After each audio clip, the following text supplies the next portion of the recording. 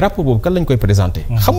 xamuñu rapport boobu ndax c'est décidé au public man boobu mosuma ko gis. nga plus loin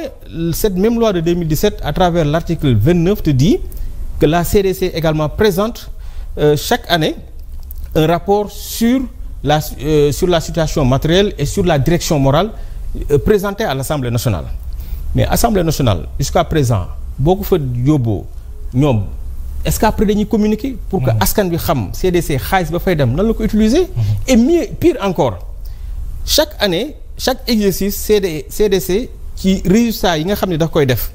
am na benn fraction boo xam ni bon c'est vrai que mënut a dépasser les deux tiers. Oui. Mais ci résultats yi CDC di def am na ci loo xam ne da koy jébal état du Sénégal une fraction. Mais loolu ci yan anam la. Donc je pense que bu ñu bëggee wax ci transparence ci bonne gouvernance il y a pas mal de questions yoo xam ni aujourd'hui il faudrait que les Sénégalais se posent ces questions. Et c'est pertinent. Alors dañuy ñëw ci reddition des comptes mu nekk un principe bu nga xam ne ñu bëri d'accord nañu ci mais la façon dont l'actuel régime bi di ko defee ak ñu ci tegagum loxo bëggoon nañ ci am une lecture de Babacar Ba. waaw xam nga déjà man je suis foncièrement d'accord avec la reddition des comptes. Parce que maa ngi fàttaliku bi may def sam formation au niveau de l'académie égyptienne de lutte contre la corruption. ma doon def benn certificat sur la prévention et la lutte contre la corruption. règle yi ñuy njëkk a jàngal pour que ñu mën a xayma pour que ñu mën a xeex corruption xeex jëmmal transparence mën a def reddition des comptes dañ naan la il faudrait que nga am ñaari mécanisme yoo xam ni yu mënul ñàkk mooy nga am benn cadre institutionnel am ay corps de contrôle ay organes de contrôle ay texte de loi yoo xam ni dina déjà définir fa lañ bëgg a jëmale mbir mi mais aussi beneen bi ci gën a am solo mooy nga am ay juridiction yoo xam ni répondre nañ les critères pour mën a exactement pour mën a def seen liggéey loolu su ma ci waxee déjà maa ngi parce que au niveau de la haute cour de justice on a vu il y a d'anciens ministres yoo xam ne xam naa bu ñëwee ci justice loolu dina ñëw ci dossier yoo xam ne yóbbu nañ leen fa mais tey la haute cour de justice c'est-à-dire ne répond pas aux critères yi nga xam ne tey ci lañ mën a sukkandiku pour mën a wax que ni telle ou telle personne am na un procès qui est juste et équitable parce que au niveau de la haute cour de justice le principe du double degré de juridiction nekku fa tey gis nga boo demee bitim réew gis nga dafa am les droits de la défense ñoom dafa sacré ci ñoom dafa am solo c'est-à-dire que nit ki boo koy topp ñoom li ñuy njëkk a xool mooy est-ce que kii il a droit est-ce que amoon na un procès qui est juste et équitable alors pour que ñu mën a wax la personne a joui ou bien la personne a bénéficié d'un procès qui est juste et équitable dafa am ay mécanismes yoo xam ne ay principes fondamentaux yoo xam ne mënul ñàkk lu ci mel ni le fait d'être jugé par un tribunal boo xam ni amoon na le principe du double degré de juridiction mooy que man buñ ma àttee su ma tribunal bi daanee ma am sañ-sañ pour mën a saisir beneen tribunal boo xam ni wala beneen juge boo xam ni moo ko féete kaw ñu mën a àttewaat mbir mi mais tey au niveau du haute cour de la justice Mohamed bu ñu la xësee ba daan amuloo benn possibilité pour nga def appel loolu ça ne répond pas c'est compliqué xam nga même bu ngeen fàttalikoo dans l'affaire Karim Wade avec la CREI c'est ce que le groupe de travail des Nations Unies reprochait à l'État du Sénégal da ngeen àtte Karim Wade ci juridiction boo xam ni amul possibilité def recours et quand je parle de recours c'est un recours effectif CREI loolu moo taxoon ñu ko doon ŋàññ donc boo fi jëlee CREI nga jël ay ministres di leen yóbbu au niveau de la haute cour de justice mais tu dois t'assurer que ña nga fay yóbbu Mohamed bu leen yoon dee daan en fait juridiction boobu répondre na tey capable na pour mën a àtte ñooñu loolu amul au niveau du haute cour de la justice maintenant sur les autres aspects ni procédure bi di demee ñun on est tout à fait d'accord avec la reddition des comptes mais liñ dul d'accord mooy les règlements de compte parce que pour man képp koo xam ne da nga gérer les deniers publics te encore une fois de plus les deniers publics kenn war ko kafe képp ku ko gérer tu dois rendre compte maintenant nag ñi nga xam ne déjà dañ leen ci tudd et que moom ay procédures yoo xam ne déclenché nañ dañuy bàyyi yoon def liggéeyam maintenant ce que nous en tant que droit de l'homme lu ñuy assurer wu rek mooy que ñi nga xam ne dañ leen tudd ci mbir yooyu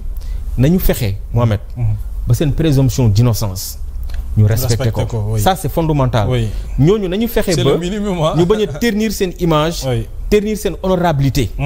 Et puis ñu fexe ba les droits de la défense kenn ku nekk si ñoom ak yelleef bi nga am. ñu respecté ko. Très bien. Et le juge d'instruction également yi nga xam ni.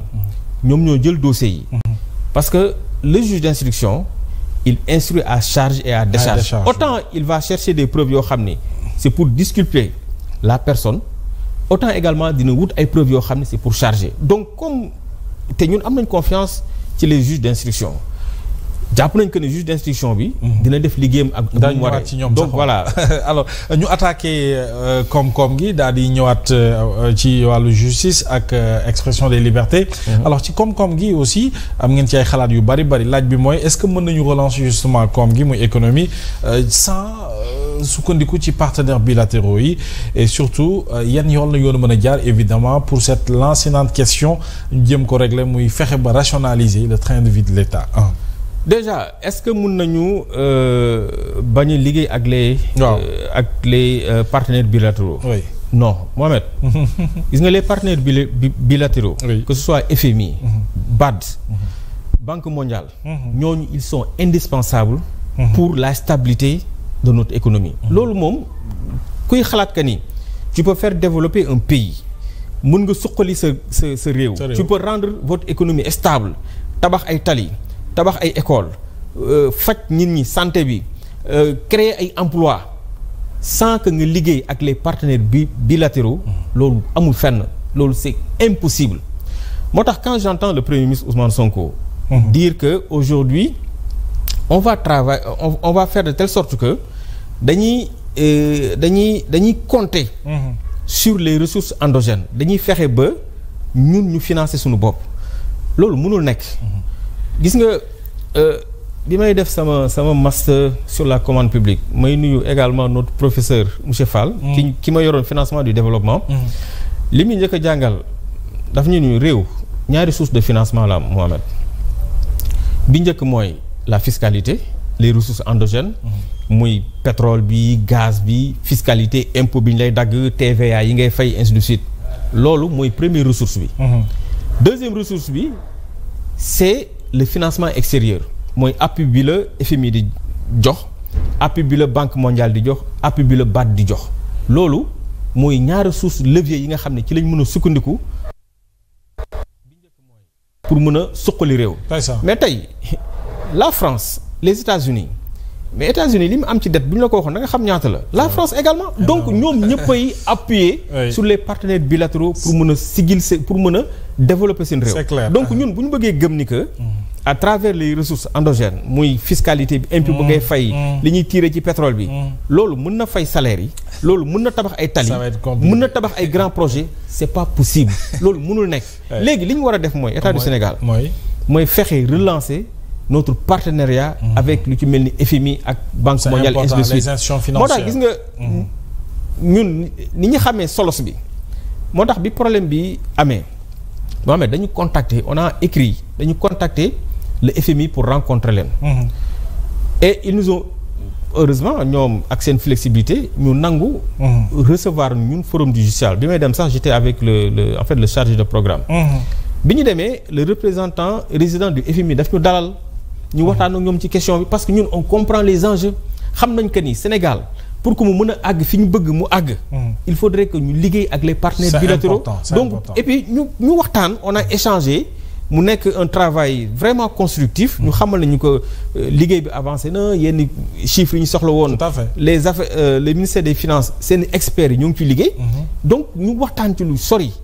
te ñoo ngi continuer également ñun parce que aussi la société civile waruñu yem rek Mohamed ci ŋàññi dénoncer xaste critiquer voilà dafay baax parfois ñun am na yenn question yoo xam ne xëy na état du Sénégal du fa mun a àgg am na yenn question yoo xam ne xëy na c'est très sensible pour état du Sénégal ñu àgg fenn fii mais fi nga xam ne état du Sénégal mun fa àgg wala boog nos ministres mënuñu fa àgg pour man la société civile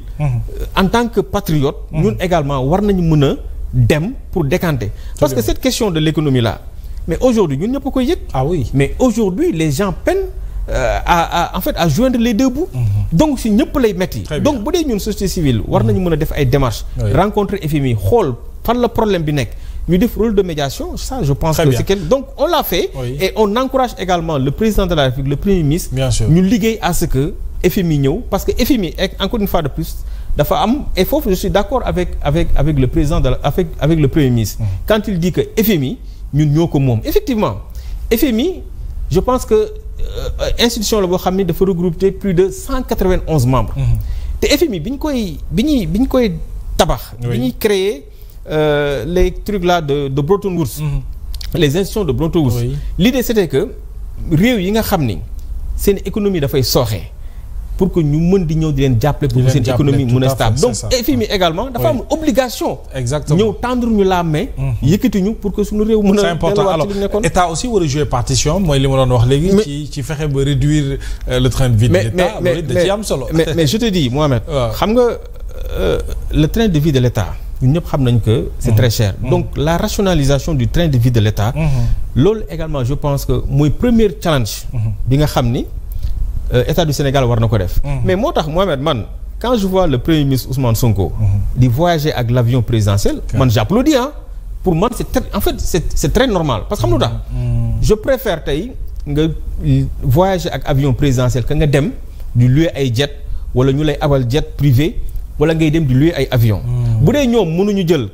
classe économie wala première classe ci avion Air Sénégal wala yeneen ak yeneen et puis occasion la sax pour que ñu mën a tendre la main Air Sénégal bi nga xam ni pratiquement bu ñu deful nànk léegi mu dem fayit bu dee ñoom mënuñu dem di voyager ci première classe di jël Air Sénégal mais à la limite au lieu que ngay louer avion je préfère nga jël l'avion présidentiel maintenant nag bon train de vie bi aussi il faudrait que ñu gën ci góorgóorlu xoolaat voyage yi per diem yi ak voilà surtout situation économique voilà yenn privilèges également je pense que loolu bu ñu ko defee rek ça peut aller quoi alors ñu ñëw nag ci pàcc bu ma ëppal solo sénégalais également et sur ce gis nañu ñun en tant que journaliste parce que on traite l'information tout le temps li nga ci wax bu ñu ko doon lim mën nañ ko natt lu bari en tout cas on sent la société civile à travers Babacar Ba sur la question des libertés tout le temps s'il y a